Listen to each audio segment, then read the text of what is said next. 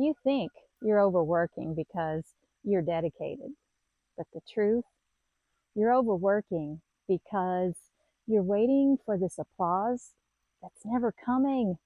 And that's why you're exhausted. That's why resentment keeps building. Because no matter how much you give, the recognition doesn't arrive. And it's not because you're not good at it or because you're weak. It's because invisible loops are running your life.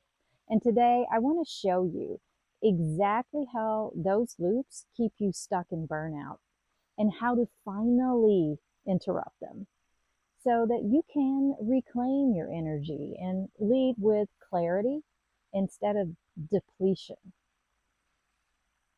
Burnout, it isn't just being tired, it's the slow sort of erosion of your energy, your motivation. It's when your output keeps increasing, but your sense of impact keeps shrinking. It feels like driving with the gas pedal just floored while the wheels are just spinning. You're working harder and harder and harder, but you're not moving anywhere that really matters to you. And here's the most dangerous part of this.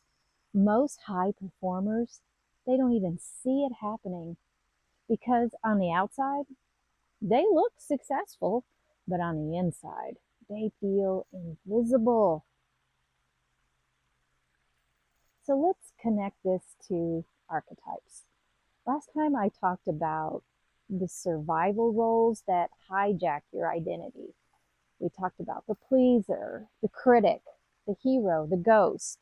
They step in during meetings and conversations, in leadership moments. But what most people miss is this. Those archetypes, they don't just shape your identity. They trigger these behavioral loops. And it's those loops that trap you in exhaustion. So here's how it works. The pleaser activates the attention loop. You say yes so others maybe so they'll like you. You avoid disappointing them. You get short-term relief, but long-term you feel drained and unseen. The hero activates the reward loop. You take on more and more and more to prove your worth. You expect recognition that just never comes. You overfunction yourself into invisibility. The critic activates the escape loop. You deflect, you attack, you avoid that vulnerability. It protects you in the moment, but it leaves you isolated. The ghost activates the comfort loop. You shrink back, you withdraw, you stay safe. But over time, your presence and your influence will disappear. Each of these loops offers a short-term payoff. They'll give you relief, safety, comfort. But long-term, they hollow you out. And this is where burnout takes root. Not in the number of hours that you're working, but in the endless cycle of playing a role that was never really you. Think about it. How many times have you said yes when your entire body was screaming no? And how many times have you imagined the day when someone would finally notice your effort?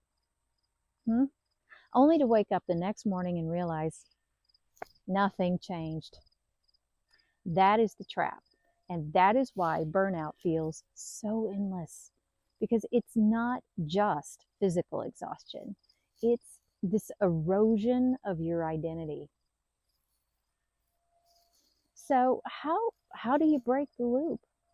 It starts with what I call the pause point. The pause point is that moment between urge and choice. It's the gap where you can step out of the archetype and back into yourself. And here's the tool. It's 3 steps. Step 1, name that loop. I'm about to say yes so that they'll like me. I'm about to volunteer because I'm hoping for some recognition. Step 2, take a breath. Give your nervous system just a second of safety. Step 3, ask, what would I do if I wasn't afraid? That one question pulls you out of the automatic loop. It moves you from survival to choice. Now, let's be clear. This isn't about forcing willpower. No, it's about building awareness and safety, because true change doesn't happen when you white knuckle your way through. It happens when your system finally feels safe enough to choose differently. And when you start practicing the pause point, everything shifts. You stop betraying yourself in small ways, and you stop waiting for applause that's frankly not coming. And you start leading from clarity instead of depletion. Burnout is not weakness. It's not a flaw in your character. It's the predictable outcome of living in loops that were designed to keep you safe, but not successful. But here's the good news. The moment that you can name the loop, you can interrupt it. And when you interrupt it, you reclaim your energy. You rebuild your confidence and you become visible again. Yes. So let me leave you with this. If you keep living from the pleaser, the hero, the critic, or the ghost, 10 years from now, you'll still be waiting for recognition that never comes, waiting for applause that doesn't arrive. But if you choose today to interrupt the loop, 10 years from now, you'll look back and you're going to realize that's the moment that you stopped performing for others and you started leading as yourself. If this resonated, make sure you join me for my upcoming LinkedIn Live. It's called Burned Out, Exhausted, and Stuck. How to break that cycle.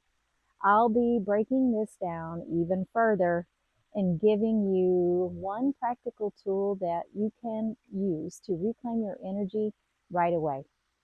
And don't forget to grab my free guide. It's called The Executive Boundary Blueprint, where I show you exactly how to say no without guilt and be respected for it. Because the applause that you're waiting for, it's not coming, but your freedom is.